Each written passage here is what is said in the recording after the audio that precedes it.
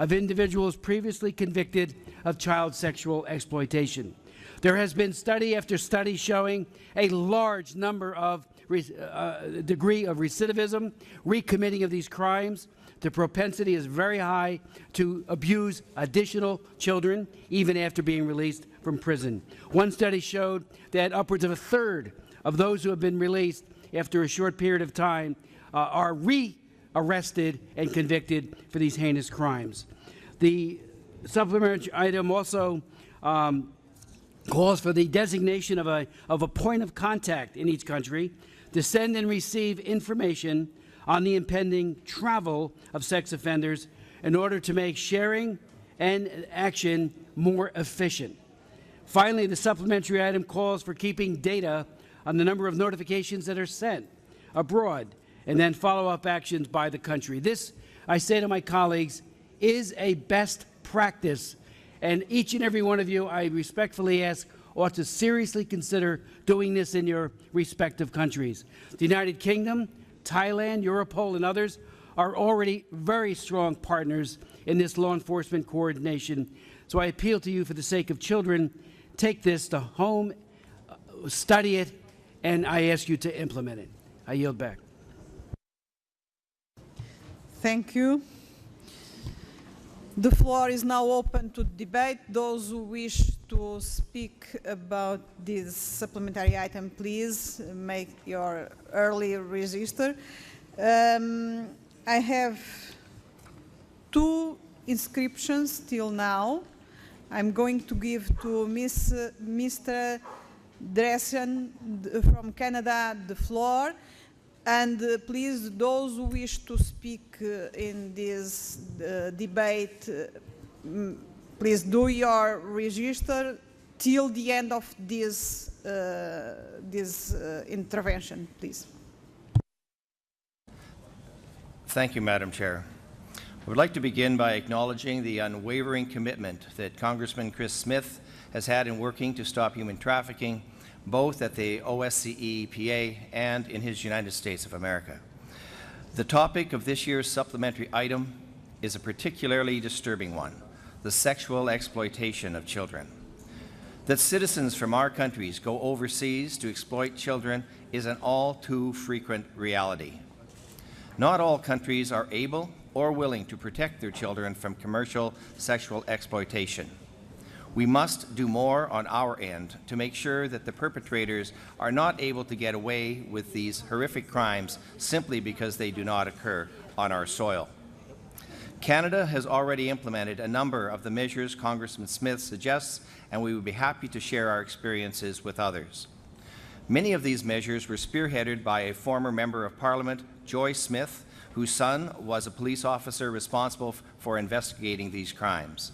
Ms. Smith, as a backbench Member of Parliament, developed and established a plan to, and I quote, rescue and restore the victims and prosecute the offenders of human trafficking. Her private member's bill changed the Criminal Code of Canada, and further to that, on June 6, 2012, the National Action Plan to Combat Human Trafficking was established. This initiative, along with many others, have helped bring perpetrators to justice.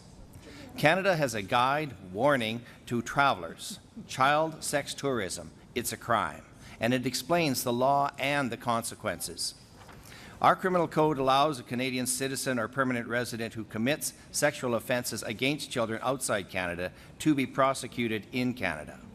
The first conviction took place in 2005 in the case of a man who pleaded guilty of sexual interference against children under the age of 14 in Cambodia. Canada has also worked closely with other governments on such cases. We also have a National Sex Offender Registry, which is a registry of sex offenders who have been convicted of designated sex offences. This database is accessible to all accredited Canadian police agencies, in addition to the U.S. and international police agencies, providing specific criteria are met. Human trafficking, including commercial exploitation of children, is a multi-billion-dollar-a-year business.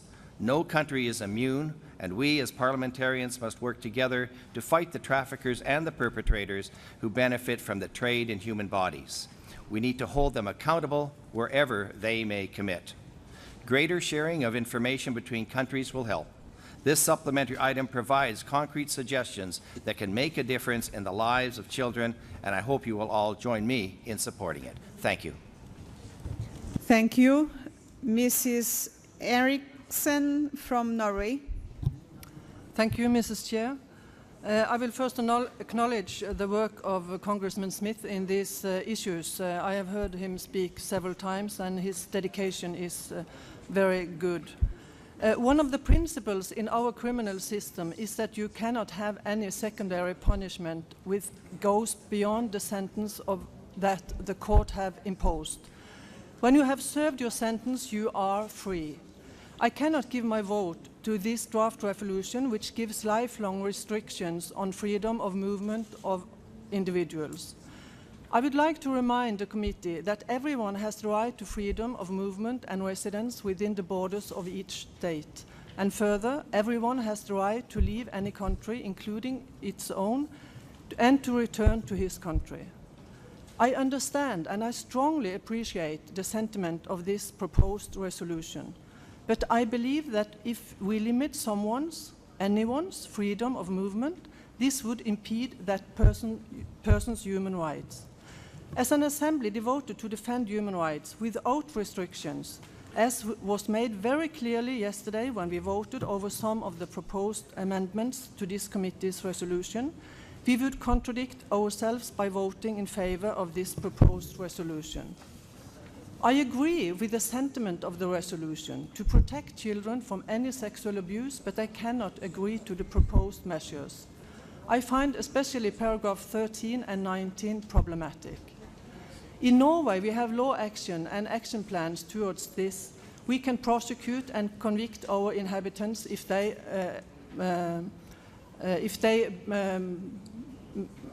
offend any child anywhere in the world. And we should focus on our efforts on enhancing our ability to prevent sexual abuse in the first place. The most important part of tackling this criminality is international police collaboration on and strengthened resources to investigate and convict people who commit these awful crimes. As stated in paragraph 6, these crimes have proven difficult to prevent and investigate due to weak law enforcement, which is undermined by corruption.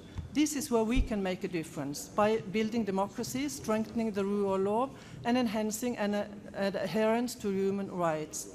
Therefore, I recommend that we vote against this supplementary item. Thank you. Thank you. I know that Mr. White wants also to speak, but the inscriptions arrive after the end of time for inscriptions that I announced. I'm not going to consider your inscription, but I know you have one amendment to present. Please try to do both things at the same time. It's possible? Thank you. Thank you very much. We will now move to consideration of the amendments submitted to draft resolution. Copies of the amendment have been made available. The correct version is entitled AS 16 SI 3 amend. I call Mr. White from Canada to propose the amendment. Thank you, Madam Chair. I want to thank Congressman Chris Smith for proposing a supplementary item on this important human security issue for children. Congressman Smith clearly outlines a number of concrete measures that we can take to prevent the sexual exploitation of children, and I support these measures. I believe these will provide further tools to prevent child sexual exploitation internationally, building upon the suggestions that are already in the supplementary item, and its intent is clear from its text. It calls for participating states to restrict the ability of their citizens to travel outside of their country to commit a child sexual exploitation offense through 3 actions: marking, refusing, and revoking passports. In Canada, we recently changed our passport rules so that a passport may be refused or cancelled where there are reasonable grounds to believe that it is necessary to prevent the commission of one or a number of listed sexual offenses against children. I understand the United States has a new law in place provides for specific markers on passports indicating an individual is a child sex offender if the offense was serious enough for them to be listed on the sex offender registry. Both can act to deter or block citizens from traveling abroad for criminal purposes. The amendment I'm proposing encourages other participating states to make similar changes to their rules. Such changes must respect international due process standards as mentioned in the amendment. In today's interconnected world, international travel is crucial for work and contacts with family and friends. We must ensure the measures proposed are only instituted through appropriate procedures respecting due process. Your time is over. As for my Norwegian... Conclude. Thank you. No.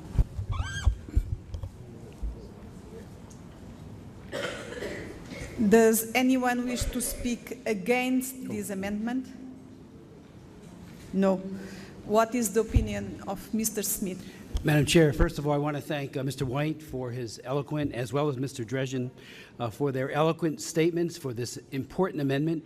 We do have in our new international migrants law a passport marker, because we know that individuals can say, I'm going to country X, Y, or Z, only to use that as a country hopping mechanism. We need to know where they are truly going. Having such a designation in the passport is an added protection for children. And I say to my friend from Norway, this is not about inhibiting the right to travel. This is all about child protection. There is already, we're talking about convicted pedophiles.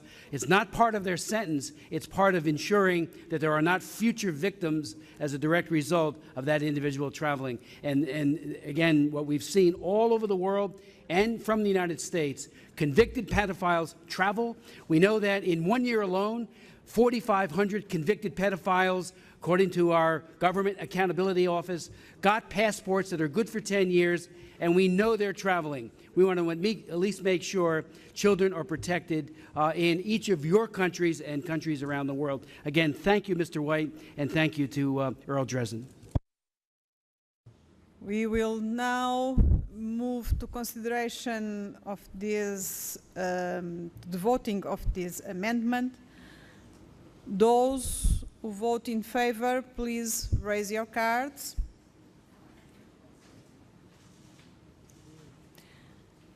I'm seeing one yellow ballot, please, the green one.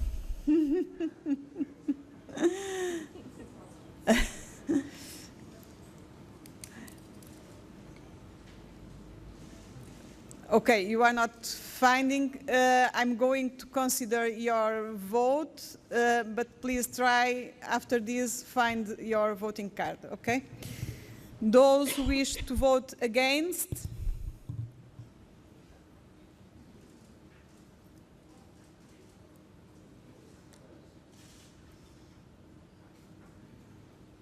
any abstentions?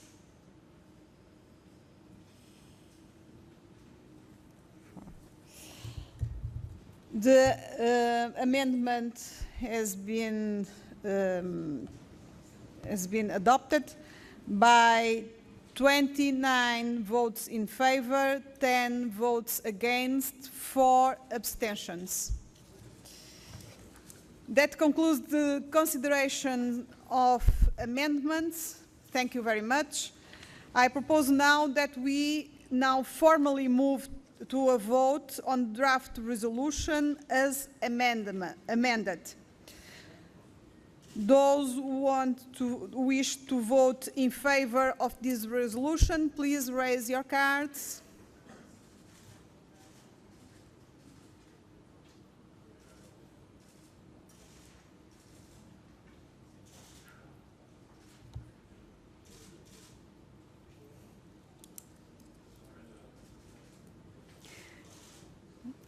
Those who wish to vote against?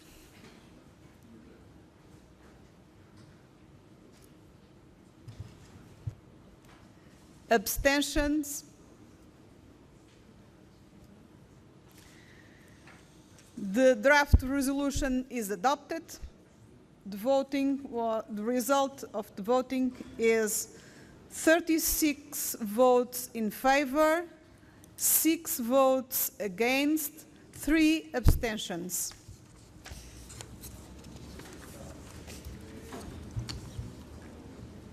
We now move to consideration of the third supplementary item referred to us by the Standing Committee.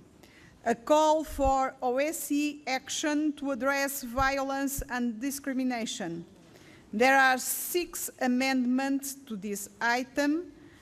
I give the floor to Mr. Hultgren from USA, the sponsor of this draft, on behalf of the sponsor of this draft resolution. Thank you, Madam Chair. Yes, on behalf of Senator Cardin, I present this resolution.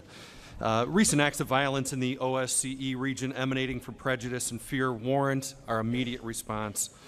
We, as a delegation, are working closely with Senator Cardin in his capacity as OSCE PA Special Representative on anti-Semitism, racism, and intolerance to address these issues, and note his most recent OSCE report detailing his U.S. legislation to increase U.S. and European anti-discrimination cooperation and funding to address anti-Semitism and other forms of intolerance. Just last year, the body adopted a U.S. amendment, which was presented by Representative Gwen Moore, calling for an OSCE action plan and conference to address heightened racism in the region. Like Rapporteur Komet, we remain concerned that political will in the OSCE is lacking to respond to situations critical for the security and prosperity of the region. This supplemental item builds upon last year's effort by calling for participating states to act upon the large body of existing OSCE tolerance and non-discrimination commitments stretching all the way back to the Helsinki Final Act. First and foremost, by adopting the OSCE Anti-Discrimination Plan and annually measures participating states' progress in implementing tolerance commitments. It also calls for ODIHR's groundbreaking anti-Semitism initiative to be complemented by similar efforts for other vulnerable ethnic and religious communities, and utilizing the offices of the OSCE Chair, ODIHR, High Commissioner on National Minorities, Economic Coordinator, Roma, and others to facilitate integration, inclusion, and other initiatives for vulnerable communities, including refugees. I'd ask for support of this resolution. Thank you. The floor is open to debate, but I don't have inscriptions till now. Okay, I remain without inscriptions. I must consider that we don't have a debate. No one is interested in makes a speech about this. We will now move to the consideration of the amendments submitted to the draft resolution. Copies of the amendments have been made available. The correct version is entitled AS 16 SI 5 Amend. I call Mrs. Alimova from Russian Federation to propose Amendment 1. Поправку будет представлять госпожа Козлова. Мы рекомендуем в пункте 1 после слова «дискриминация» добавить следующую формулировку: «религиозных групп и национальных меньшинств». Приходится констатировать, что в современном мире, несмотря на стремление большинства государств к построению гармоничного общества, наблюдается эскалация конфликтов на религиозной и национальной почве. В этой связи, как представляется, наша поправка имеет большое значение. Просим поддержать.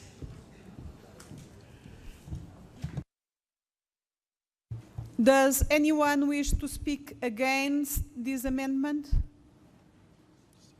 I'm seeing one inscription from United States. I'm not seeing the speaker, but please, the floor is yours. This is Randy Hultgren again, presenting for Senator Cardin. I thank the Russian delegation for its amendment and efforts to ensure that all vulnerable groups are included in this, but however cannot support this amendment at this time, and encourage other colleagues here to not support this amendment. But again, to keep with what Senator Cardin and the important work of OSCE is to protect those who are discriminated against. Thank you. What is the amendment of not Mr. Cardin, but of Mr. Hultgren?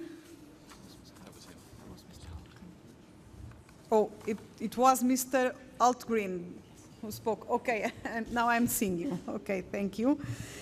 I shall now put the amendment 1 to the vote.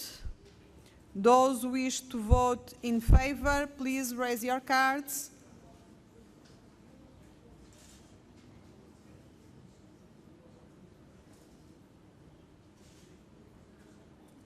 Those who wish to vote against, please raise your cards.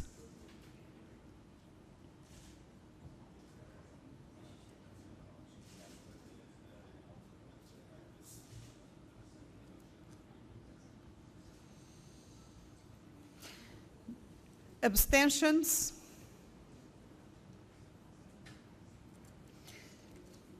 The amendment is defeated with 12 votes in favor, 30 against, 0 abstentions.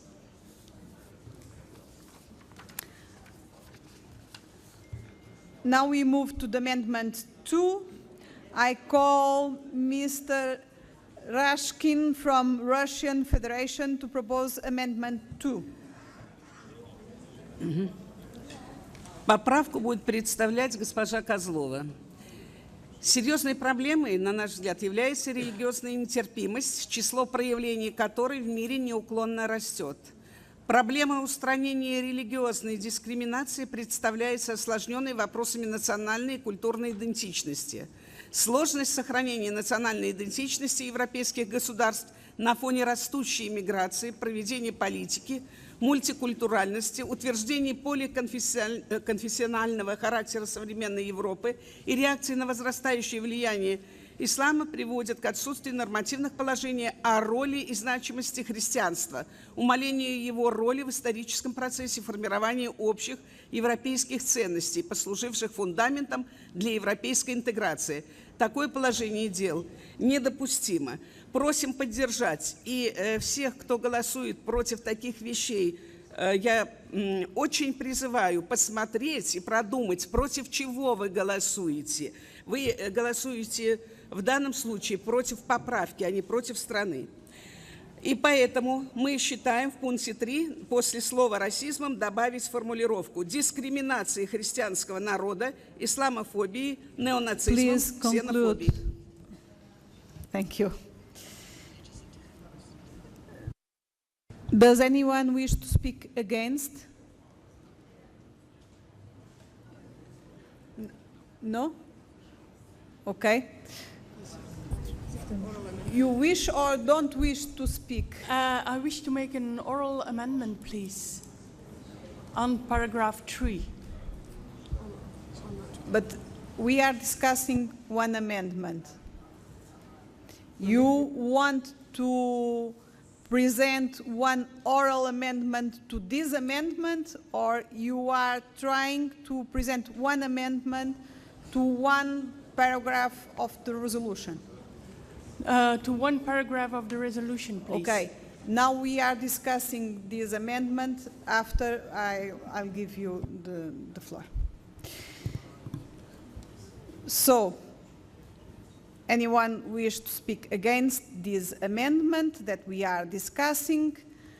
I give the floor to Mr. Hultgreen to give his opinion about this amendment. Thank you, Madam Chair. In authoring this supplemental item, Senator Cardin purposely used his title in paragraph 3 and the terms prejudice and discrimination throughout the remainder of the text to ensure that no vulnerable group that has been included in OSCE tolerance and non-discrimination and related commitments dating back to the Helsinki Final Act would be forgotten. In attempting to list groups, as has been done by the Russian Federation and the Russian amendment, someone is forgotten. For example, restricting the text to religious and national minorities or using the term xenophobia excludes African Americans in my country. In other cases, it excludes Roma, migrants, refugees, and even members of the Jewish community. So again, this has nothing to do with who is sponsoring the amendment, but again, I'm concerned and would believe Senator Cardin would be concerned with the text of this amendment, no matter who would sponsor that amendment. I yield back. Okay, that concludes the debate on this amendment. Now we are moving to the voting. Those who wish to vote in favor of this amendment, please raise your cards.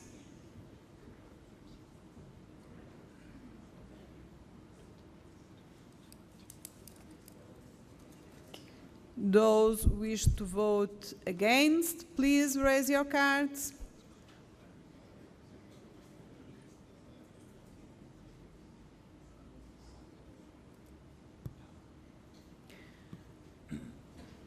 Abstentions?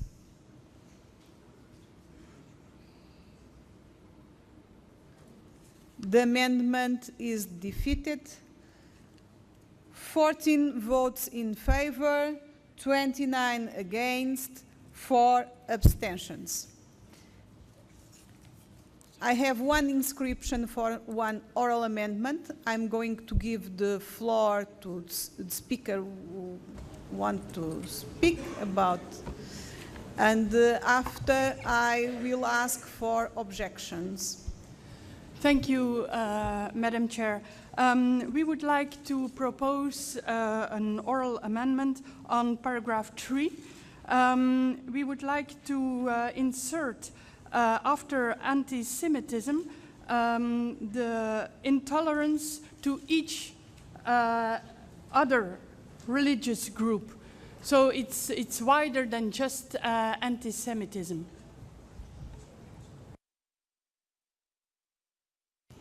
If I understand, you wish to substitute the term anti-Semitism to intolerance to each... To add, please. To add intolerance to... each other religious group. Other religious group. Okay. Everybody understands what we are discussing? Okay. We have objections to this oral amendment? Mr. Hultgren?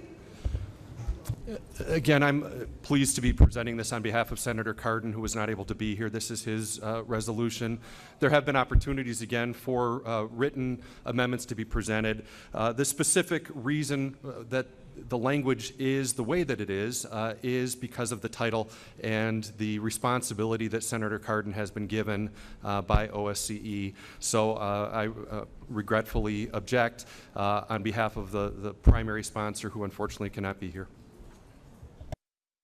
As we have one objection, we will not consider this oral amendment. Thank you very much. Now we move to the debate on third amendment. I call Mrs. Alimova from Russian Federation to propose amendment 3. Is not Mrs. Alimova? Сейчас будет представлять Козлова эту поправку. Мы рекомендуем в пункте 4 после слова «дискриминации» добавить формулировку «религиозных групп и национальных меньшинств». И еще раз, пока у меня есть время, я напоминаю, мы вдумайтесь, во что мы, коллеги, голосуем и за что мы голосуем. И откиньте свое личное отношение. Все.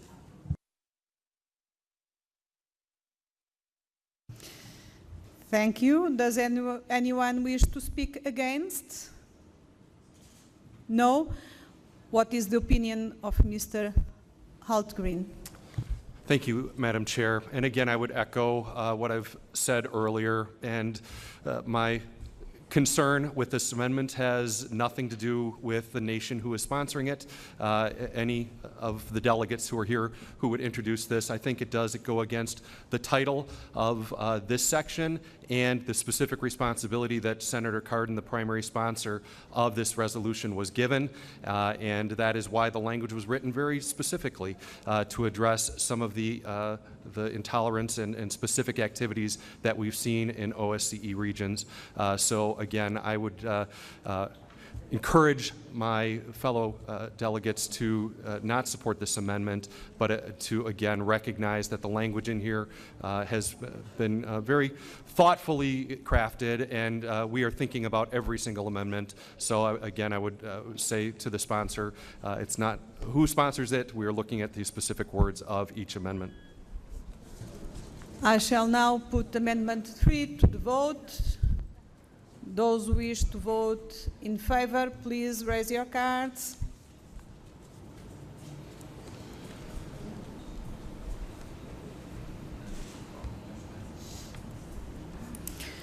Those who wish to vote against, please raise your cards.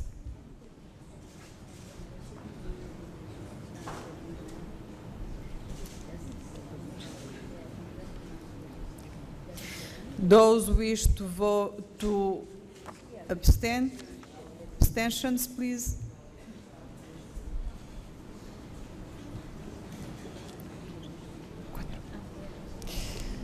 Okay, the amendment is defeated. 13 votes in favor, 30 against, 4 abstentions. Amendment number 4. I call Mr. Rashkin from Russian Federation to propose Amendment 4. Mrs. Kozlova, excuse me. Да. Благодарю вас. Мы рекомендуем в пункте 5 после слов «с предрассудками» добавить формулировку «расизмом, ксенофобией, религиозной нетерпимостью». Борьба с различными формами нетерпимости, противодействие преступлениям на почве ненависти имеет давнюю историю. Однако ситуация на пространстве ОБСЕ по-прежнему оставляет желать лучшего. Во многом это объясняется отсутствием в ОБСЕ долгосрочной стратегии, базирующейся на глубоком анализе причин возникновения и роста подобных опасных тенденций. Необходимо обратить на эти феномены должное внимание. Благодарю вас.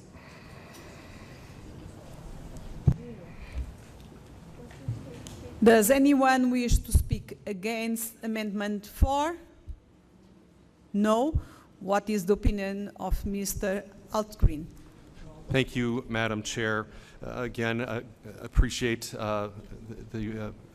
our Russian colleague for presenting this amendment. I would still remain concerned about the amendment. I would encourage the delegates to join with me in acting. We've got an opportunity to act by adopting this supplemental item, which simply asks participating states to implement existing OSCE commitments they already agreed to, OSCE commitments that already explicitly list the vulnerable groups. And these are for example, 2014 Basel Ministerial Council Declaration on Enhancing Efforts to Combat Anti-Semitism, 2008 Vienna Ministerial Council Decision on Enhancing OSCE Efforts to Implement the Action Plan on Improving the Situation of Roma and Sinti within the OSCE area, or Ministerial Decision from Porto in 2002 and Bucharest from 2001. So this has been a long-term effort and a culmination of a lot of work by Senator Cardin and others, and would ask again to not support this amendment, but support the original language. I shall now put Amendment 4 to the vote. Those who wish to vote in favor, please raise your cards.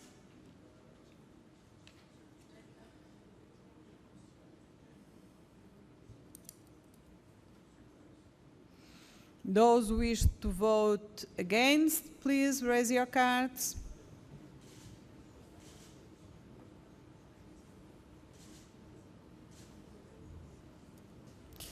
Abstentions?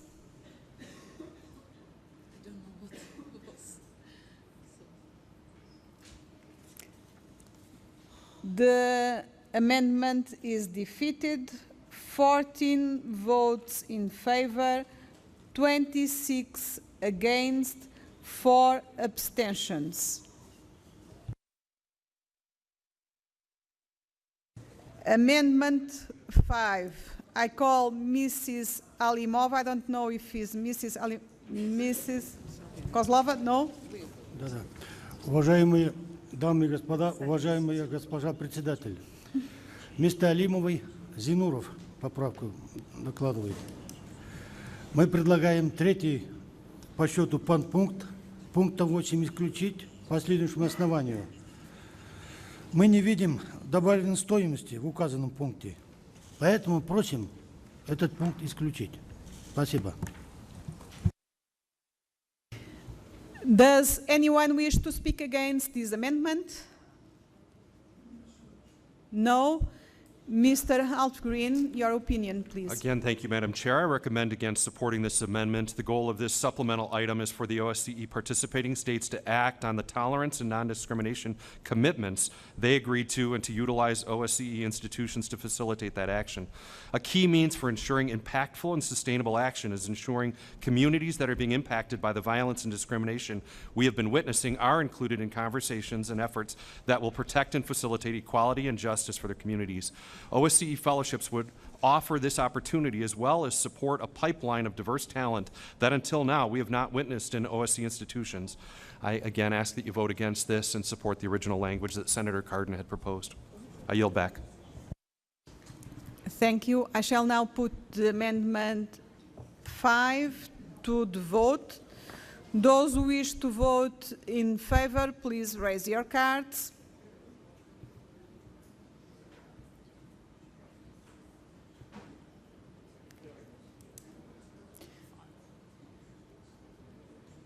Those who wish to vote against.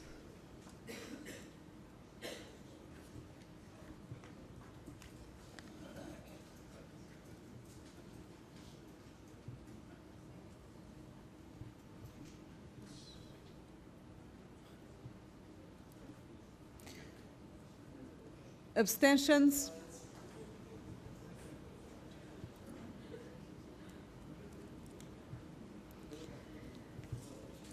The amendment is defeated. 5 votes in favor, 36 against, 2 abstentions.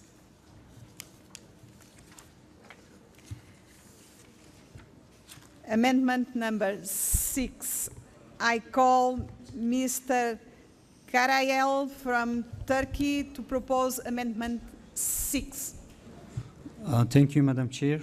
In the current version of the supplementary item, full reference to the OSCE's work through personal representative of the chairperson in office in combating intolerance and discrimination against all religions is missing.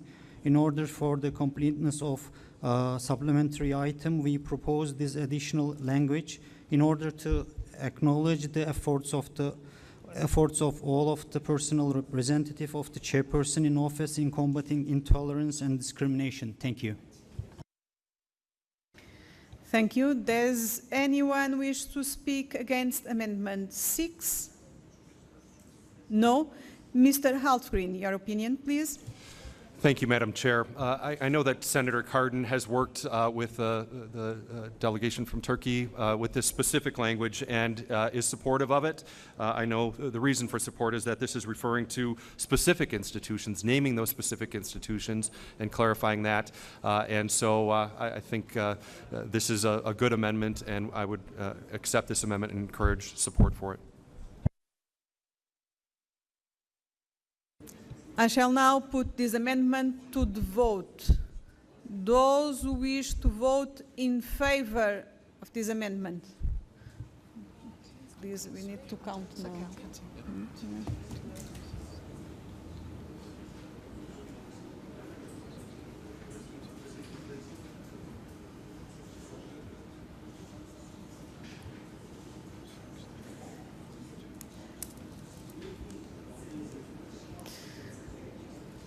Votes against? Yeah, I just wanted to make sure. Abstentions?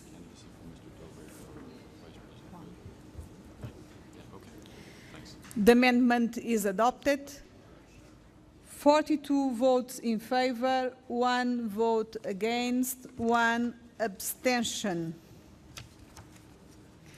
That concludes the consideration of amendments. Thank you very much. I propose that we now formally move to the vote on draft resolution as amended. Will those in favor of adopting the draft resolution as amended, please raise your cards.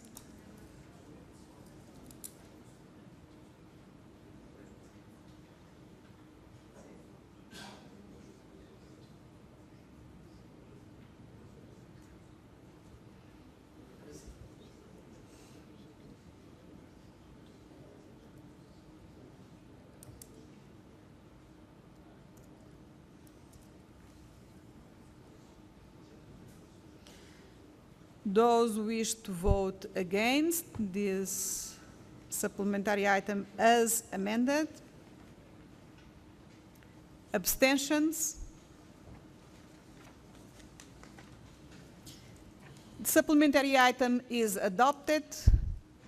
52 votes in favor, 0 abstentions, 0 votes against, 2 abstentions. Thank you very much. We move now to consideration of the fourth supplementary item referred to us by the Standing Committee, the rights of refugees.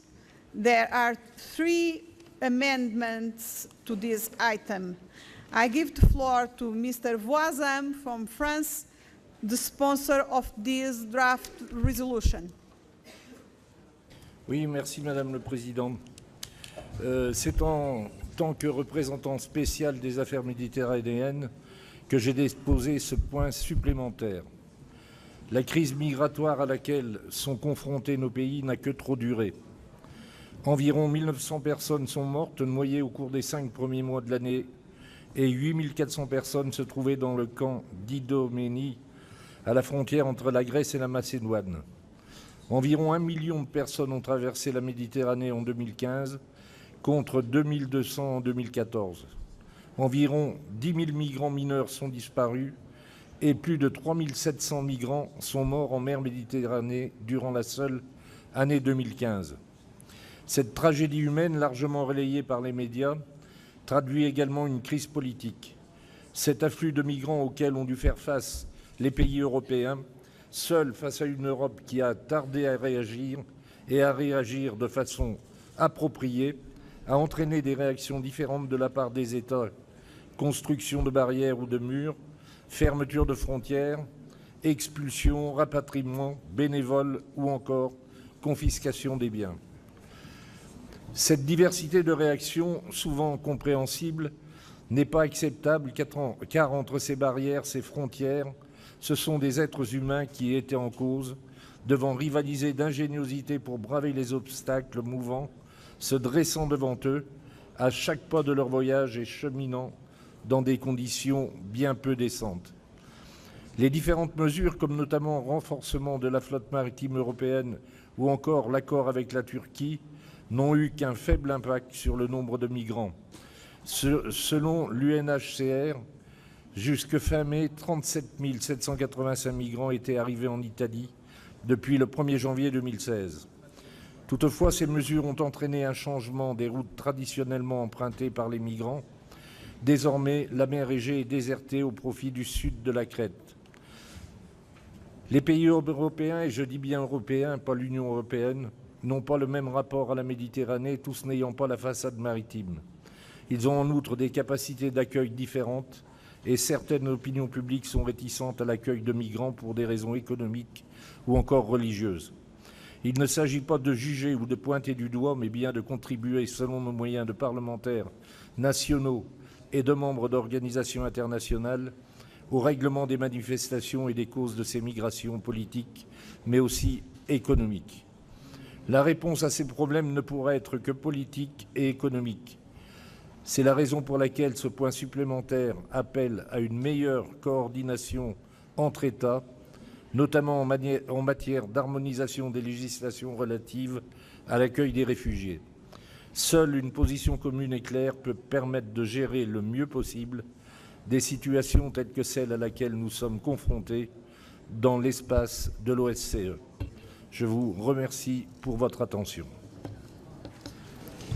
Thank you. The floor is now open to debate. Till now, I only have one inscription of Mrs. Fry, I'm going to give to her the floor, and I will consider more inscriptions till the end of her speech. When Mr. Fry ends speech, I don't consider more inscriptions, okay? Thank you very much. Mrs. Fry. Thank you very much, Madam Chair. I want to support this the supplementary item. I think it's excellently well written. I think it speaks to the whole issue of looking at a managed system, of a comprehensive response to refugees. It speaks very strongly to the human rights of refugees and to all of the conventions that many of the OSCE states have signed on to, including the Geneva Convention, the United Nations, UNHCR. And I think it's all a very good idea, because if we work together, it builds on this idea of shared responsibility, working together, having a legal construct, looking at rule of law as a way of ensuring the safety and that the rights of refugees are, in fact, put foremost. I also think the only thing that I have to say about this, though, is I had wished that Mr. Voisin might have added women, gender, in this. He talked about children, but I really do think that gender is a really, we're finding out now, is a real root cause of a lot of refugee and migrant flows. So thank you very much. Thank you. Mrs. Lingerie from Belgium. Yes, bonjour. Je voudrais aussi soutenir cette proposition de M. Voisin, qui est très bien élaborée et qui nous demande aussi de prendre des mesures tous ensemble avec tous les pays de l'OSCE. Mais je voudrais aussi dire que ce serait très important qu'au sein de notre Assemblée, on fasse encore mieux, beaucoup plus de travail, et je suis en train de le faire maintenant avec le groupe de travail migration, ce qui est très bien. Et je voudrais finalement dire que peut-être qu'il serait très intéressant aussi de voir les différences entre les différents pays dans le taux de reconnaissance. Il y a des pays où le taux de reconnaissance des demandeurs d'asile est presque 80%, et d'autres pays où le taux de reconnaissance est même pas 8%. Et ça, pendant qu'il y a quand même une même législation, c'est la Convention de Genève, donc il faudra vérifier comment ça se passe. Il y a aussi un rapport très intéressant de nos collègues des Pays-Bas qui s'appelle How Unrestrictive or Restrictive Are We? C'est un rapport du Centre de la ministère de Justice et de Sécurité des Pays-Bas, qui est très intéressant, et je vous le recommande parce qu'il faut faire face à ces différences qui ne sont pas explicables. Parfois, il y a des différences qui sont explicables, par exemple parce qu'on vient d'un certain pays, mais si on élimine cette différence, on voit que le taux de reconnaissance est vraiment trop dispersé. Donc, il y en a qui donnent pour 80% reconnaissent les réfugiés, et d'autres pour seulement 8%, ce qui veut dire que les candidats réfugiés, s'ils pouvaient choisir, et ils l'ont fait aussi l'année passée, ils choisissent bien sûr alors les pays où le taux de reconnaissance est beaucoup plus élevé. Et ça, ce n'est pas très bien de laisser ces différences au sein de l'Europe. Thank you. We will now move to consideration of the amendments submitted to draft resolution. Copies of the amendments have been made available. The correct version is entitled AS 16 SI 8 amend. I call Mrs. Kozlova from Russian Federation to propose amendment 1. Благодарю, госпожа председатель. Мы рекомендуем в пункте 3 слово «государство» заменить на следующую формулировку: «члены Европейского Союза». поскольку миграционный кризис стал наглядным свидетельством формирования новой политической реальности, когда государства отстаивают приоритет своей национальной безопасности в ущерб гуманитарной защите, в частности, усиливая контроль над границами, в то время как целью регламентированного и менее жесткого управления границами, которое стремится внедрить Европейский Союз, является сочетание этих двух задач. Благодарю.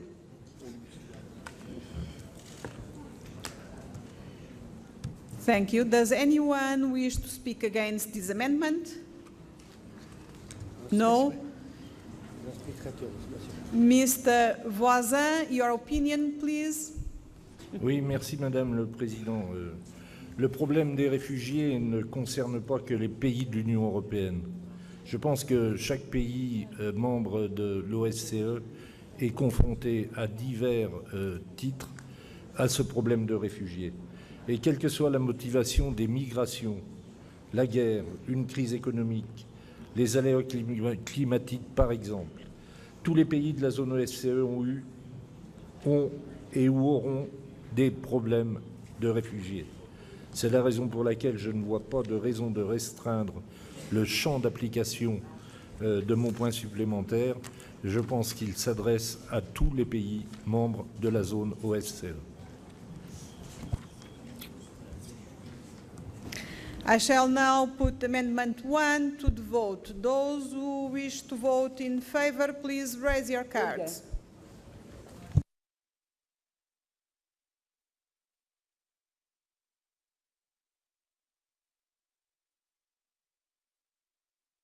Those who wish to vote against, please raise your cards.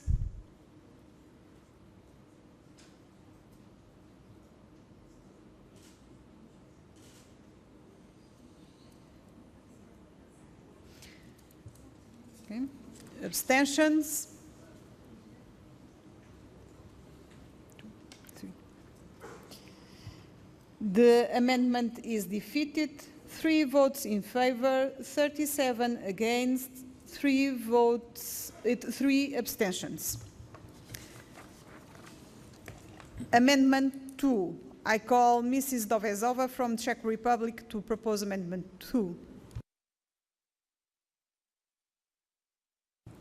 Thank you very much, Madam Chair. I would like to delete the European Asylum Support Office from the paragraph 10 because there is no consensus in European Union about this asylum office like it is presented at the moment. And we exactly don't know what it is her future role as it being discussed as a centralized body which decides upon how many migrants will be relocated to a particular European country based on certain uniform EU parameters. We know that all EU countries do not have the same life standard and economic prosperity, and that it is why these different conditions should be respected, as well as the role of national parliaments. Because it is the national parliaments which know best how many migrants can be relocated in their country, how many accommodation facilities there are for migrants, what integration possibilities are. I personally believe that if the will of national parliaments is respected more than that of a centralized body, there will definitely be a much better result in dealing with migration crisis. Thank you. Does anyone wish to speak against? Mr. Voisin, your opinion, please. Oui, Madame le Président. Au cours de mes récents déplacements en tant que représentant spécial pour les affaires méditerranéennes, j'ai eu l'occasion de rencontrer un responsable du Bureau européen d'appui en matière d'asile. Le rôle et l'expertise de cette institution sont primordiaux. Il apparaît, je pense, vocation à gagner en importance et j'espère d'ailleurs qu'il sera possible de les inviter au cours du prochain forum méditerranéen pour qu'ils nous fassent part de leur expertise. Je pense qu'il sera utile de bénéficier de l'expertise, je viens de le dire, et du soutien de cette institution pour traiter des questions migratoires. Je suis par conséquent opposé à cet amendement. I shall now put Amendment 2 to the vote. Those who wish to vote in favor, please raise your cards.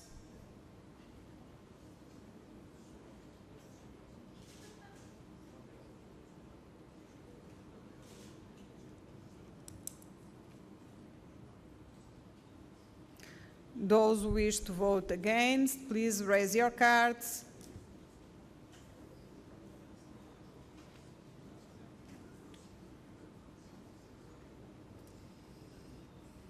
Abstentions?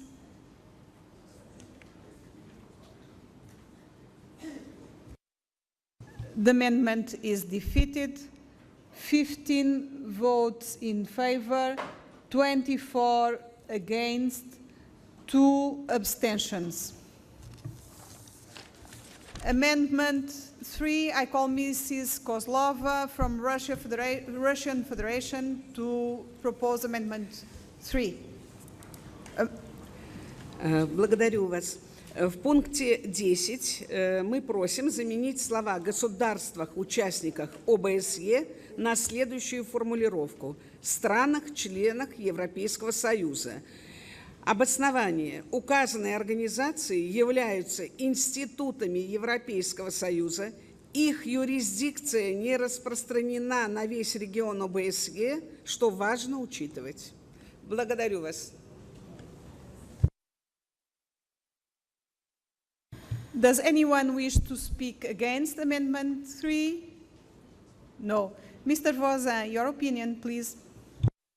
Oui, Madame la Présidente, je ferai exactement la même réponse que pour le premier amendement. Le but de ce projet de résolution est de faire réfléchir les différents pays aux droits des réfugiés. Les droits des réfugiés, ce sont les mêmes que les pays soient membres de l'Union européenne ou membres de l'OSCE. Et à ce titre, je ne vois pas pourquoi je donnerai un avis favorable à cet amendement, ayant donné un avis défavorable au premier. Je suis donc opposé à cet amendement. Okay, I shall now put Amendment 3 to the vote. Those who wish to vote in favor, please raise your cards.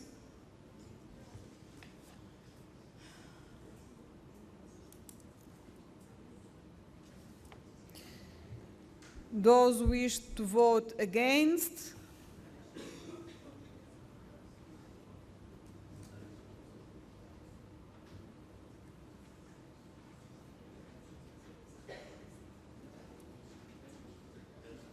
abstentions?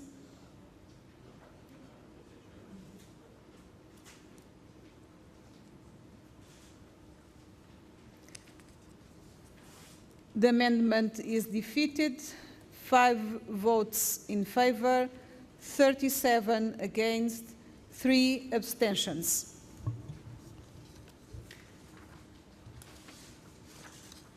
That concludes the consideration of amendments. Thank you very much. I propose... Please. Госпожа председатель, предлагается пункту 11 устная поправка. Под пункте 1 слова «члены семьи», то есть слова «глава семьи» мы предлагаем заменить на «члены семьи».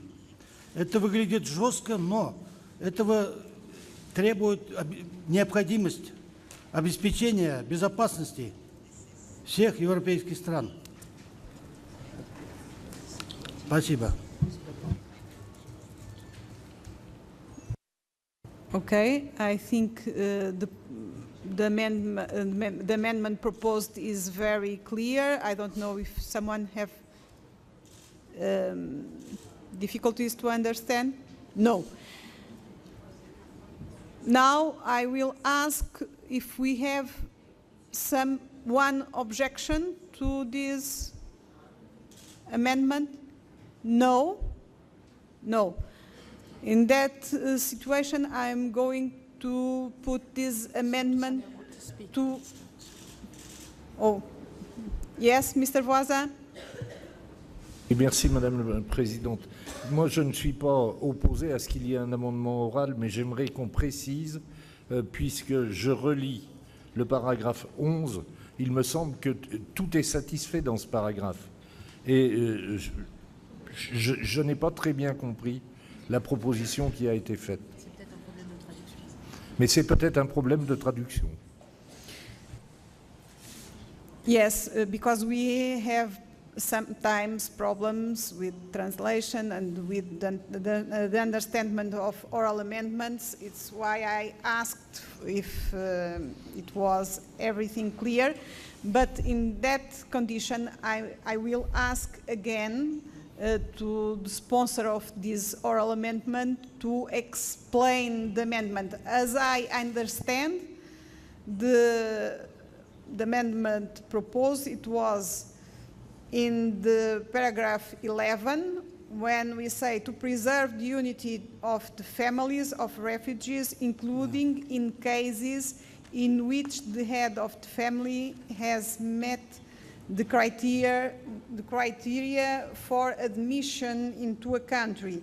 And the proposal is to substitute the head of the family by the expression the members of the family. Да. I understood well? Да, именно так. Спасибо. Okay, it's clear now for everybody? Okay.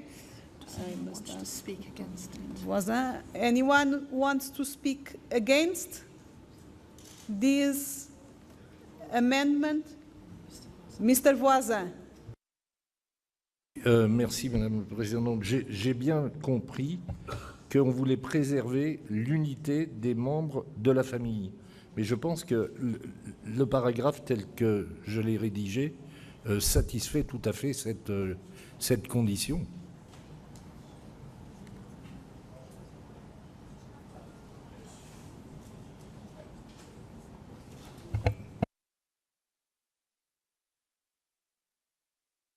The debate, as you can understand, Mrs. Lingerie, is one in favor, one against, and end. Okay, I shall now put the amendment to the vote. Those who wish to vote in favor, please raise your cards.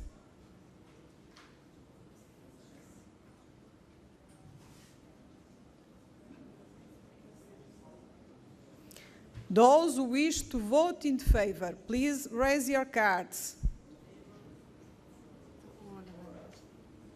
To the oral amendment, of course. I think it's clear. Those who wish to vote against.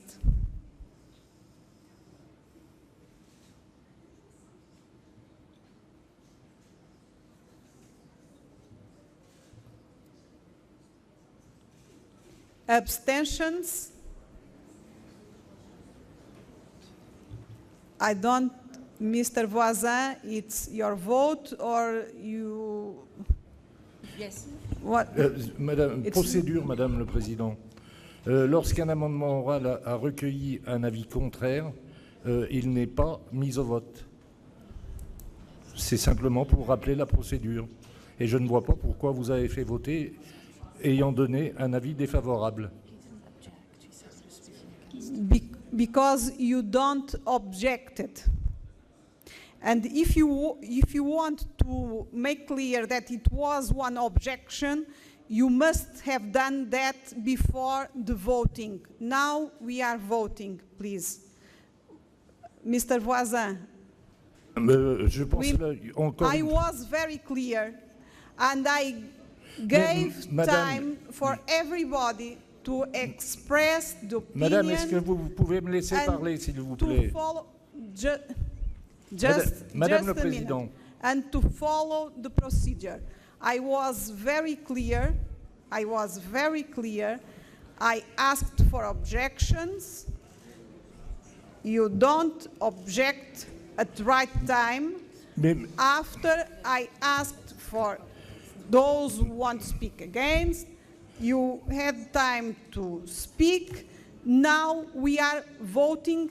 I'm not giving you anymore the floor. Excuse me, but procedure was clear, and I'm sure that it was clear. Now, I'm going to announce the result of the voting.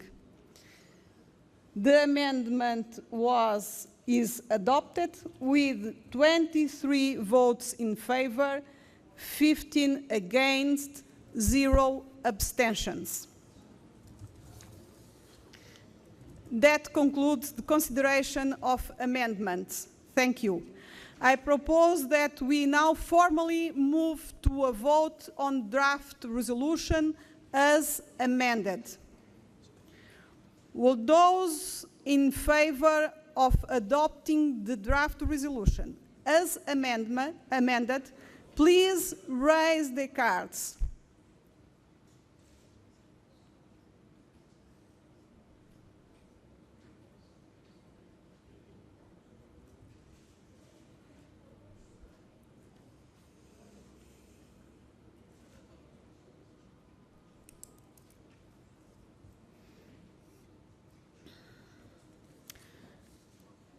Those against the adoption of the draft resolution as amended, please raise the cards.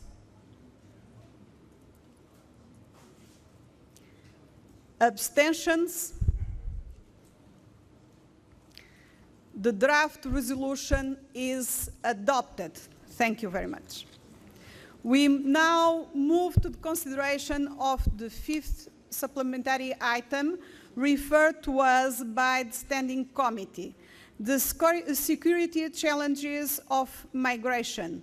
There are 10 amendments to this item.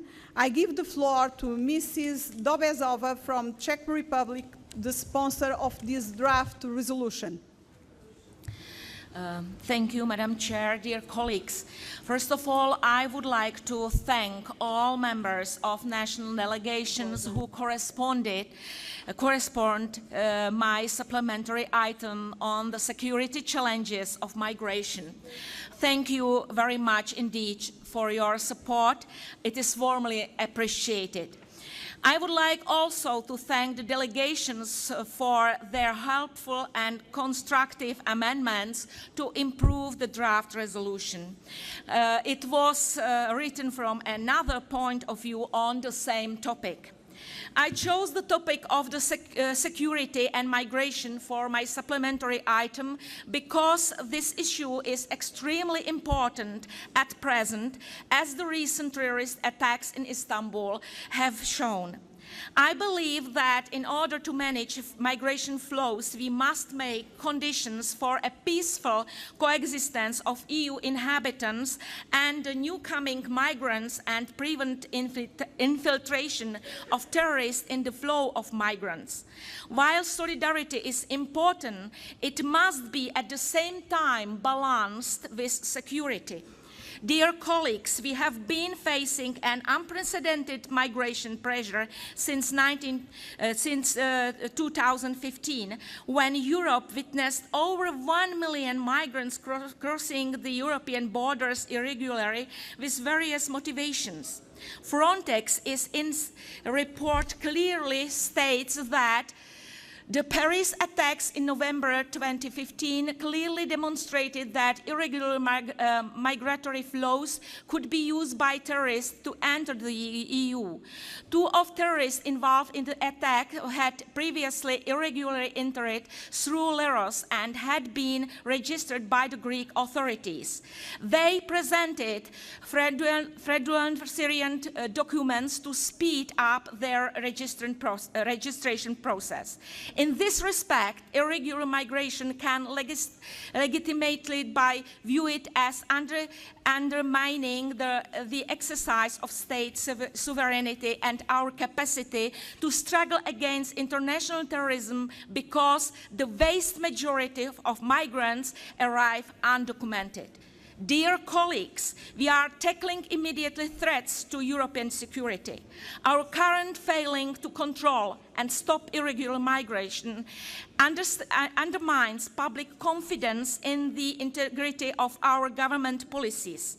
I am very concerned about the fact that present irregular migration could threaten the existence of European Union and peace in Europe. The only way how to solve this problem is to start the process of securitization migration by also seeking a political settlement to the conflicts in Syria, Iraq, and Libya as soon as possible. The ultimate solution, both the migration crisis and to threats emanating from these countries, must be a political solution. From last few months, I saw how many times we concentrated on rights of refugees and migrants. I understand that human rights are absolutely on the top of our point of view. But from the other side, I think that security is important as well. And I see big gap in between political elites and their proclamations and the thinking of European citizens.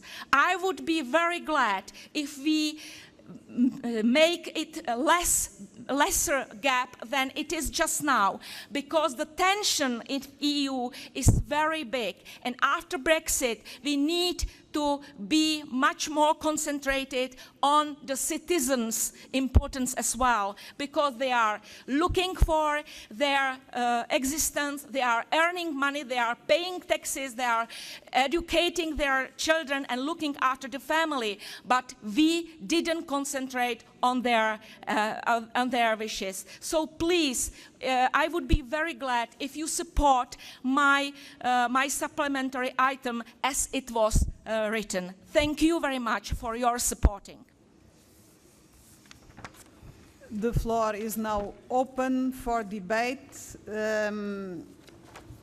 I have till now 2 inscriptions in this debate.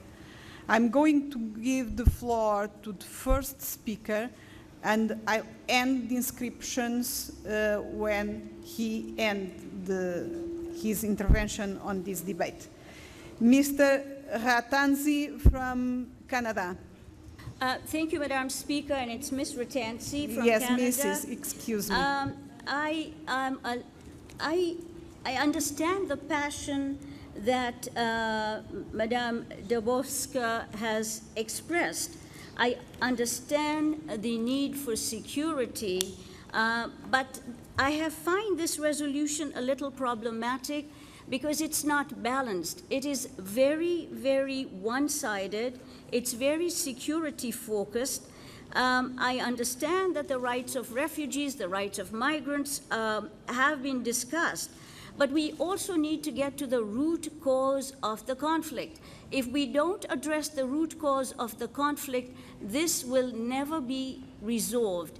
And with Europe being at a porous border, it will be easy for migrants to come. But if we do not resolve the issue of conflict in those regions, which have been highly created by participation of the West and other countries, we will not be able to address any issues. And there is some misinformation in where the terrorists are coming from. They are sometimes homegrown, and most of them have been homegrown.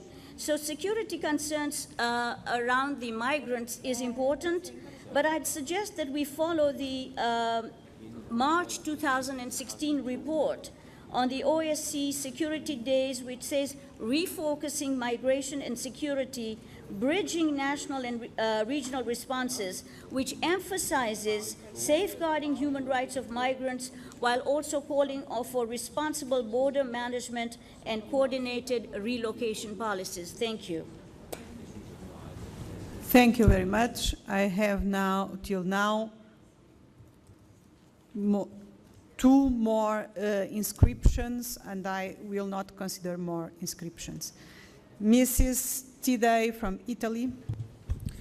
Grazie Presidente. Io desidero subito dire che non mi trovo d'accordo con la risoluzione o comunque con lo spirito della risoluzione presentata dalla collega Dobesova.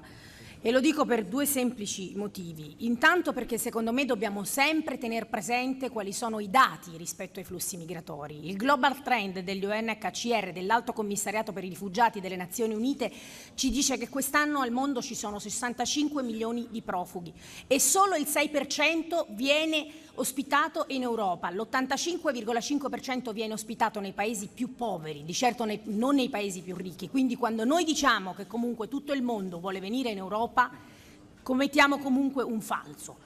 Diciamo un falso. Io vorrei ricordare altri numeri. Ci sono paesi come il Libano che con 4 milioni di abitanti hanno dato asilo a 1.200.000 siriani. E mi trovo assolutamente d'accordo. In Europa purtroppo abbiamo fatto la pessima figura di starci a uccidere tra noi, a litigare tra noi per la rilocazione di circa 160.000 migranti. Cioè i numeri europei sono simili a paesi assolutamente più piccoli, non a comunità che hanno 500 milioni di abitanti. Vede, io non credo che sia sufficiente una risoluzione, non si può dire abbiamo già affrontato il tema dei diritti umani, perché il tema dei diritti umani c'è, esiste, perdura. Noi tutti sappiamo che questo fenomeno ha bisogno sicuramente di una riflessione più profonda e anche i problemi della sicurezza vanno affrontati.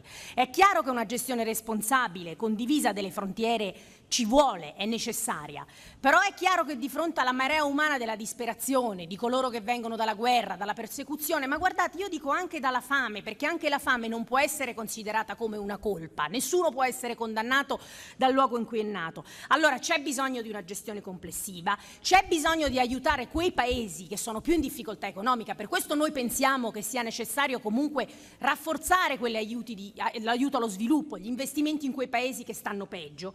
E però c'è bisogno anche di andare a vedere quelli che sono le radici dei conflitti. E lasciatemelo dire, colleghi, molti paesi anche dell'Occidente, in molte aree del mondo, hanno sbagliato. Alcuni di quei conflitti che oggi sono lì, abbiamo noi contribuito comunque a scatenarli. E allora è chiaro che di fronte a una situazione del genere dobbiamo sentire una responsabilità profonda e non dire il problema lo risolva qualcun altro, pensiamo ai nostri cittadini, perché io credo che sia necessaria la sicurezza dei nostri cittadini. Tutti noi siamo stati colpiti da attentati, chi in patria, chi all'estero. L'Italia stessa ieri ha perso 9 cittadini italiani nell'attentato di Dacca, quindi è un problema che sentiamo tutti, quello del terrorismo. Però questo legame tra migrazione e terrorismo io non credo debba essere così immediato, perché in realtà non lo è. E chiudo con un'ultima considerazione. Il mondo si è complicato negli ultimi anni, si sono moltiplicati i conflitti e io credo che di fronte a un mondo più complicato noi avremo bisogno più che di chiusure, di letture più profonde. Grazie.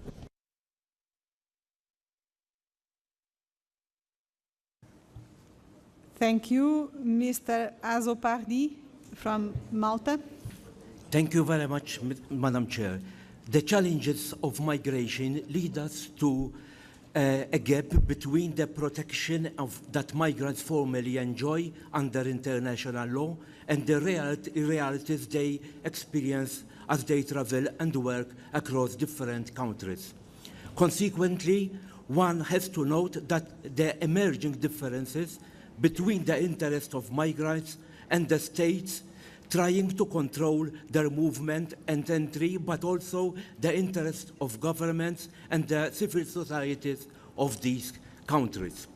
In the Mediterranean, the complexity of the situation, characterized by sea borders, weak nation states and conflicts, and the recent surge in irregular migration and loss of human life make the issue particularly relevant.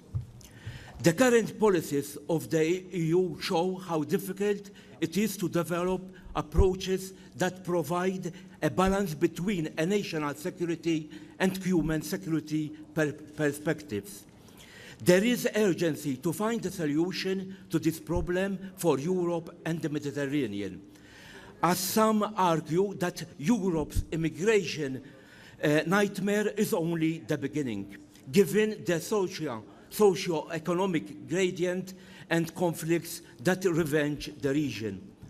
Apart from proper policies aimed at migration and human security on of the migrants management and border management, innovative, broad, which the migrants need. They must go in policies aimed at, on the one hand, toning hand in hand with policies targeting the security challenges to down the aggressive public debate by presenting hard facts to developing countries linked to irregular migration and on the other hand, to work towards protecting human rights and agenda which tackles root causes of irregular migration. Clearly, for Europe, much work lies ahead in crafting appropriate migration management and border management efforts embedded in such broad policies. While the two perspectives on migration and security are often seen as contradictory, they can be brought together inter alia by adequate migration and border management policies, which take human security of migration into account. Thank you, Madam Chair. Thank you. We will now move to the consideration of the amendments submitted to draft resolution. Copies of the amendments have been made available. The correct version is entitled AS 16 SI 10 Amend. I call Mr. Kara from Greece to propose Amendment 1. Ms. Gara. Thank you, Ms. Chair. Here I am. The overwhelming majority of people who entered into Europe were indeed refugees. More than half were Syrians. The use of the words different motivation in the context of this text may also imply that a certain number among those who entered had motives such as to launch terrorist attacks. However, no direct link has been established between mixed migratory flows and terrorism. Nevertheless, we all agree on the need to register and check systematically all those who enter into Europe irregularly. The possible use of these flows by foreign fighters who are nationals of EU member states to return to Europe is an issue of great concern. Thank you. Does anyone wish to speak against Amendment 1? Please. George Anger from Hungary. Thank you, Madam Chair, for the floor.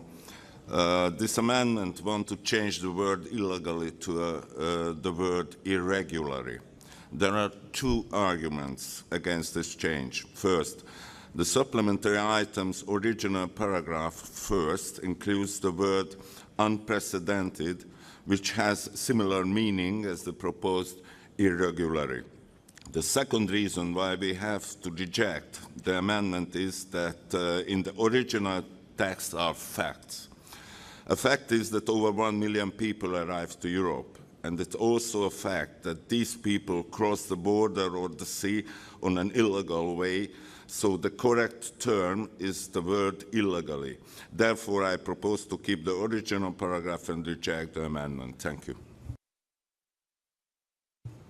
What is the opinion of Mrs. Dovizova? I am against this amendment because this amendment tries to replace the word, as was said, illegal for word irregular, and I don't agree with that. I insist on illegal. I shall now put Amendment 1 to the vote. Those who wish to vote in favor of this amendment, please raise your cards.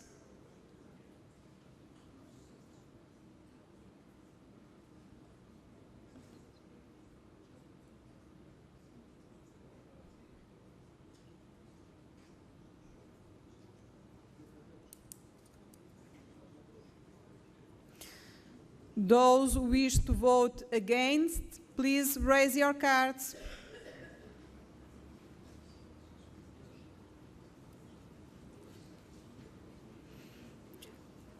Abstentions?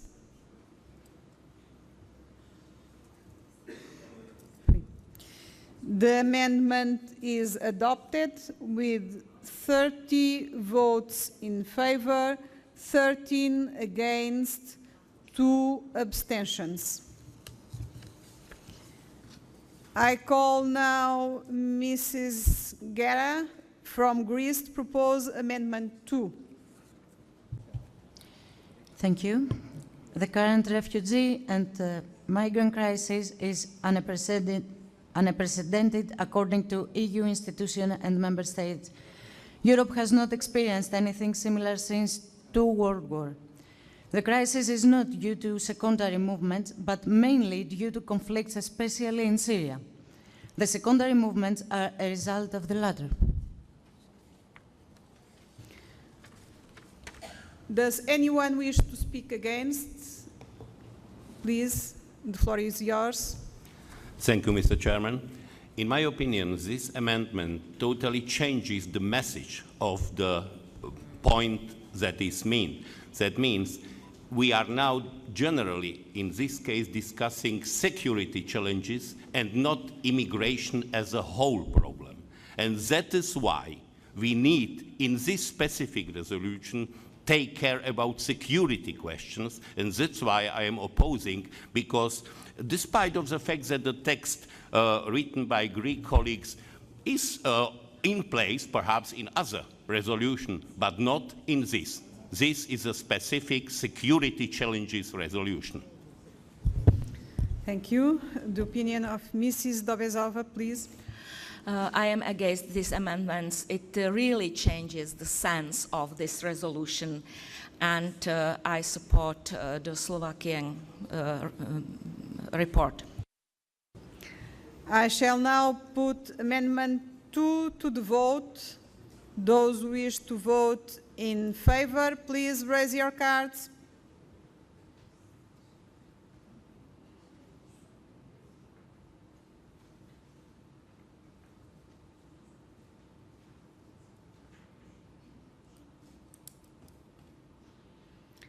Those who wish to vote against, please raise your cards.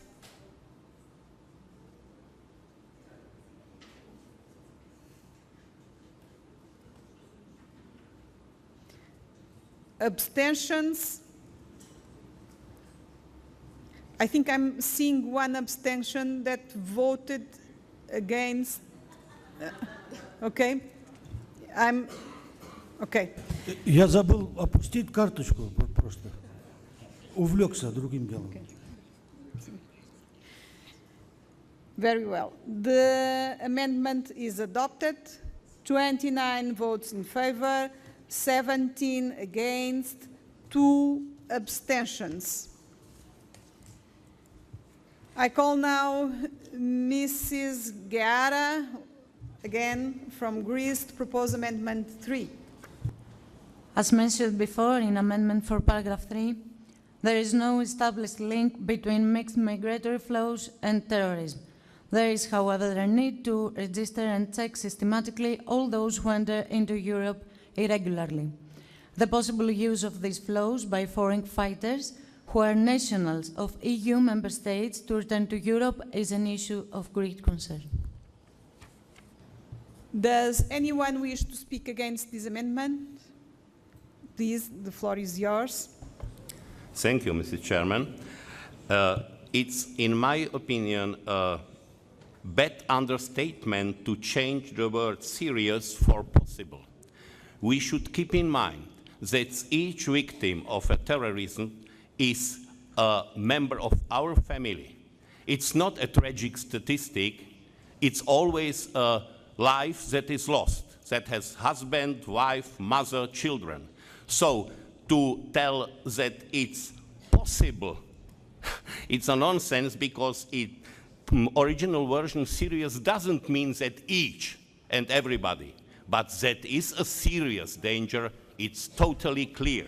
And that's why we should always keep in mind that the victim of terrorism should we accept and see as our own family members, that are not 43 killed people in tragic statistic in Istanbul, that had been living people with faiths, with families, with love, with everything. And that's why we cannot understate a word serious for possible. The opinion of Mrs. Dovezova, please. I am against. I shall now put this amendment to the vote. Those who wish to vote in favor, please raise your cards.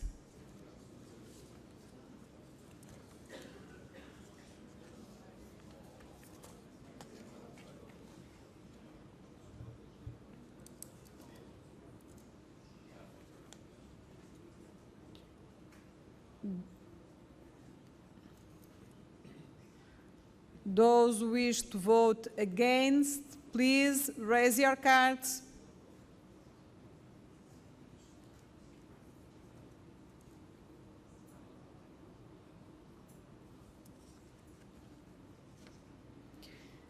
Abstentions?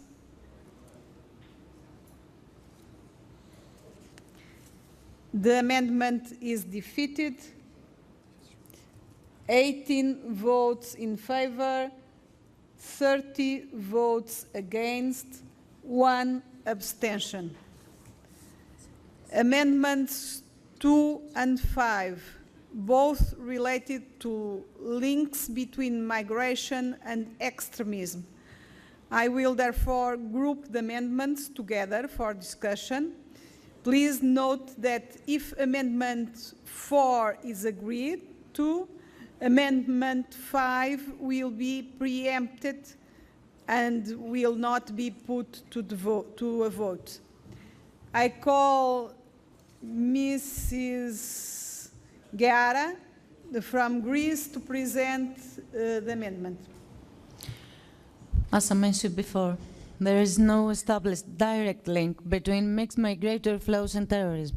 There is, however, the need to register and check systematically all those who enter into Europe irregularly. The possible use of these flows by foreign fighters who are nationals of EU member states to return to Europe is an issue of great concern. Does anyone wish to speak? Oh, okay. And I call Mr. Kovalev, but I am not seeing him here. He's the sponsor. Будет представлять It will be Козлова. Mrs. Kozlova to speak to Amendment 5. Да. Как известно, в Европу, воспользоваться беспорядком на внешних границах Европейского Союза, проникли не только причастные к брюссельским терактам. Поэтому, на наш взгляд, правильнее было бы расширить формулировку и отметить, что включает террористические нападения в регионе ОБСЕ и прилегающих к данному региону государствах.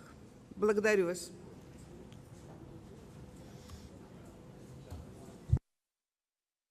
Does anyone wish to speak against these amendments? Mr. Ger from Hungary. Thank you for the floor, Madam Chair. The Amendment 4 says the migration flow may have been used by extremists. Unfortunately, this danger is not a theoretical risk, but a fact again. There are evidences that the Paris attacker Salah Abdeslam and other terrorists used the West Balkan route. The amendment also says that the flow consists mainly of people seeking protection. The fact is that according to statistics, more than 60% of the so-called asylum seekers is economical migrants and not refugees.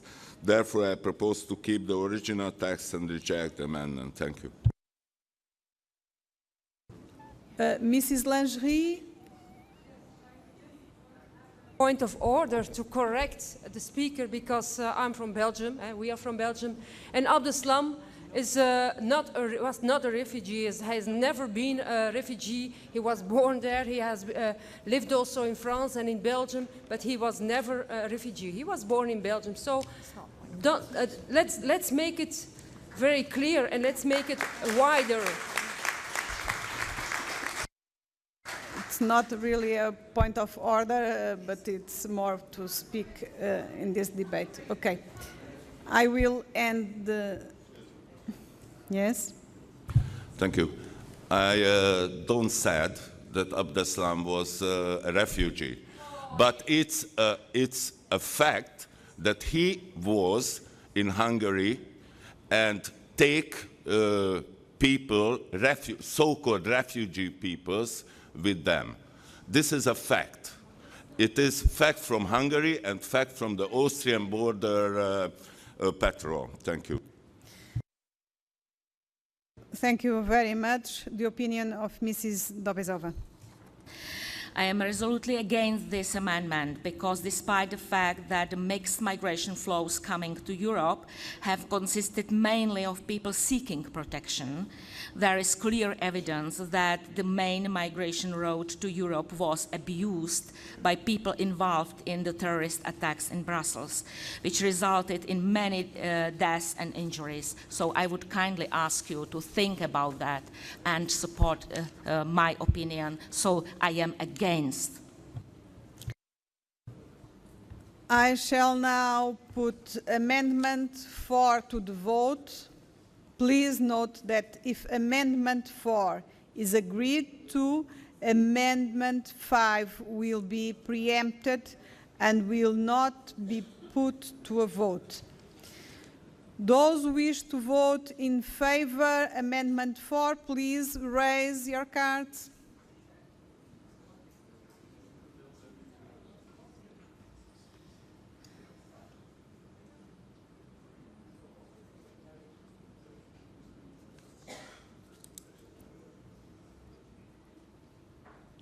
Those who wish to vote against, please raise your cards.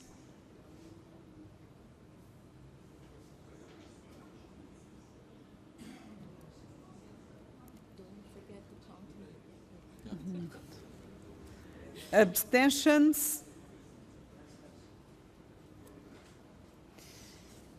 The amendment is adopted. 26 votes in favor, 19 against, 0 abstentions. Amendment 5 is preempted, so I will go straight to Amendment 6.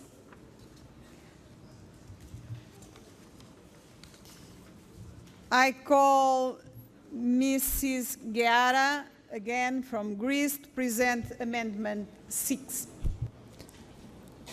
The main issue for OSCE of EU is to safeguard human rights of migrants and refugees. Of course, security concerns should be duly addressed. However, we should also turn our attention to provide safe and legal pathways to migration. Thank you. Does anyone wish to speak against Amendment 6? I'm seeing someone from Austria. Please, the floor is yours. Danke, Frau Vorsitzende, Roman Heider aus Österreich. Auch wenn ich natürlich großes Verständnis für die schwierige Lage in Griechenland habe, so halte ich doch dieses Amendment für eine Verkürzung der Aussage und des Inhalts, die dadurch auch völlig verändert würden. Ich erinnere an das S in OSZE und ich erinnere auch an den Titel der Entschließung, die Sicherheitsherausforderungen, und daher, wenn schon einmal Thema und Inhalt eines Paragraphen konsistent sind, dann sollten wir gerade das nicht wegstreichen.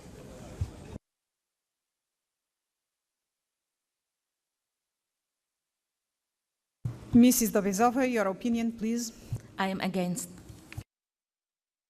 I shall now put Amendment 6 to the vote. Those who wish to vote in favor, please raise your cards.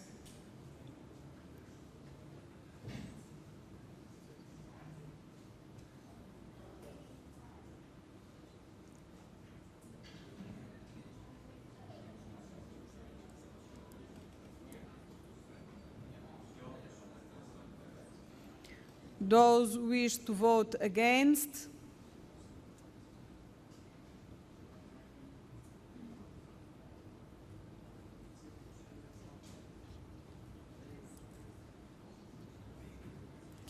Abstentions?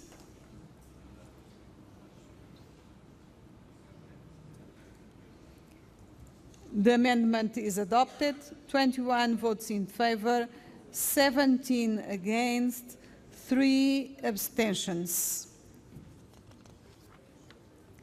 Amendment 7, I call Mr. Kustunov from Russian Federation to propose Amendment 7. Вносить предложение будет Козлова. После пункта 7, на наш взгляд, следует включить следующий новый пункт, подтверждая важность принципов невмешательства во внутренние дела суверенных государств и отказа от политики и смещения неугодных режимов для предотвращения дестабилизации государств и роста миграционных потоков, так как государства, участвовавшие в развязывании конфликтов в странах исхода мигрантов, сегодня расплачиваются за свои, как я уже говорила и ранее, недальновидные действия. Благодарю за внимание.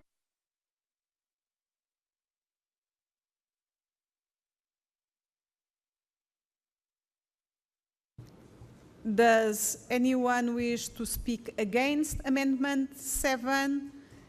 Mr. Grzęski Uzurski from Slovenia. Excuse me. From Slovakia, but okay, Mrs. Chair. Special this amendment is totally outside of the raison d'etre of the whole resolution. That means totally not it's not tackling the security challenges. But if the Russian colleagues say, okay, I will answer. It's interesting that about non-interference in the other state is speaking a delegation that interfered around Lugansk and Donetsk. People like Strelkov didn't come from Mars or from Neptune. Green soldiers at Crimea, without any military signs, came also not from intergalaxy. So you are speaking about non-interference as a madness. And at the third, Assad's dictatorship of the family Assad exists for decades.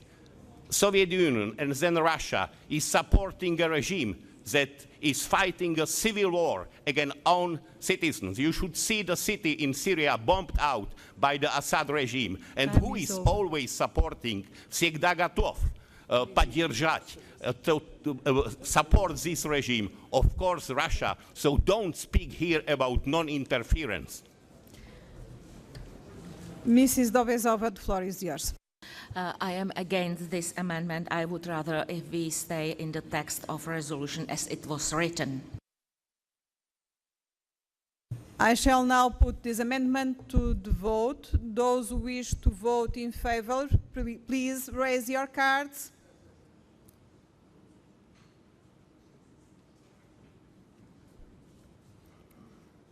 Those who wish to vote against, please raise your cards.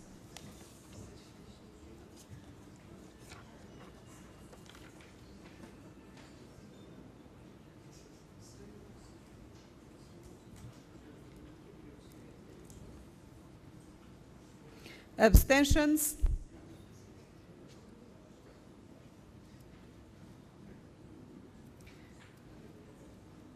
The amendment is defeated. 5 votes in favor, 39 against, 2 abstentions. Amendment 8, I call Mrs. Geara from Greece to propose Amendment 8. The original wording makes no distinction between people in need of international protection, economic migrants, and potential threats. At the same time, it places all the burden on countries situated at external borders without any reference to the much-needed solidarity, which in turn would lead to better results for all. Greece does fingerprint and register all refugees and migrants, with the exception of minors, etc., as the Eurodac regulation provides, which is attested by European Commission reports.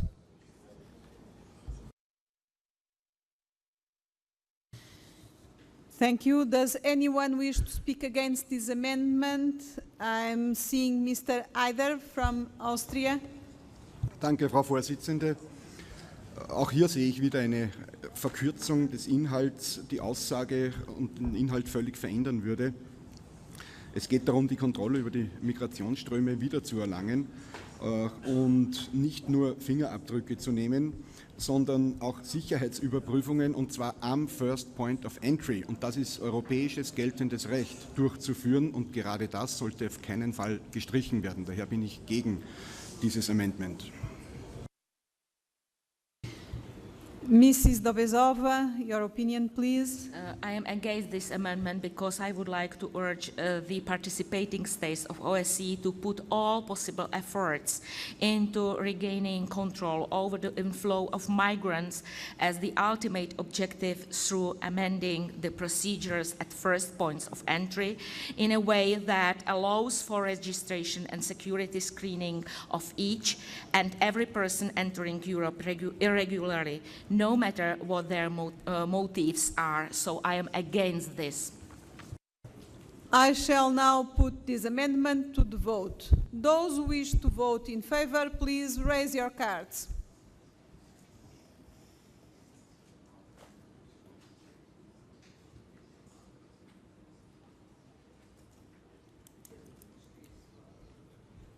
Those who wish to vote against,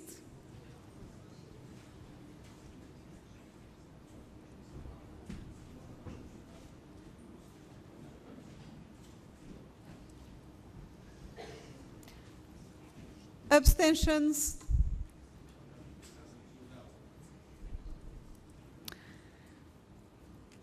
The amendment is defeated. 16 votes in favor, 18 votes against, 5 abstentions. And now we are moving to stop a little bit this meeting for a few minutes.